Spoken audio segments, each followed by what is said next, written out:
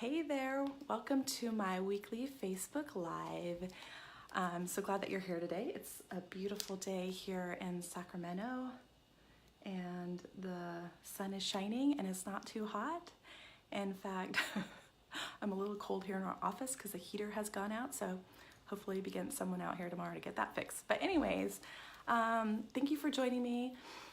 So all month I have been talking about October being Pregnancy and Infant Loss Awareness Month. And today I want to address grief and loss in general and how it impacts us all differently.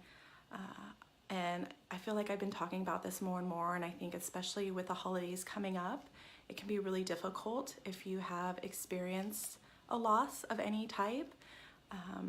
Whether in pregnancy or postpartum or just any family member or something like that, especially when you're pregnant. So these are my thoughts. These are my reminders. These are the things I feel like I tell people frequently to remind them kind of when they're in those moments. And the very first one is that there is no timeline for grief, because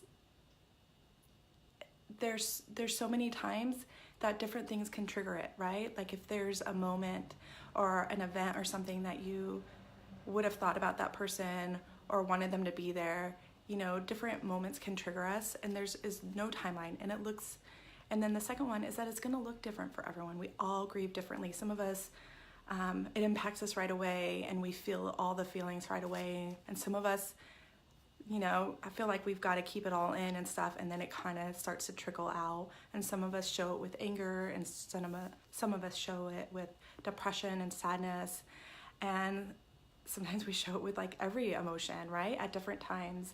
And it's just gonna look different, and what you might be. So I just want you to remember that as you're doing it. There's no right way to do it. It's gonna be different.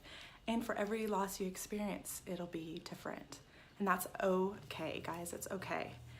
So the third thing is, I think part of the grief, and I kind of mentioned this briefly, is that it's mourning all the other losses that come with it, all the other expectations or dreams or hopes that you had. And so that's why it can take forever. It can be 30 years later, and you can still, you know, hear a song or have a moment and feel like, oh, I just wish that person would have been here, because what would it have been like? How would things have been different? And so it's okay, and it's normal, and it's expected. And so I think it's important to like feel those feelings so that you know, don't stuff them in there. Inside. And then my last one is more for people that are loving those that have experienced loss. Something I hear often is that I'm afraid to say something, because if I say something, I'm going to make that person sad, or I don't want to bring it up. I don't want to remind them. They remember. They always remember. You never forget a loss of someone that you love. And so bring it up, because I think oftentimes it brings comfort to know that they're not the only ones that still remember about the person that they loved. So, you know, say their name, let them know you're thinking about them, remind them that you love them, and remember that pain for them too. So take care of yourselves, right? Because dealing with grief and loss is, like I said, there's no timeline, so it's a lifelong thing, and sometimes it's harder than other times, and sometimes we feel it more at other times. And if you're really struggling with it, you know, reach out and get the support that you need.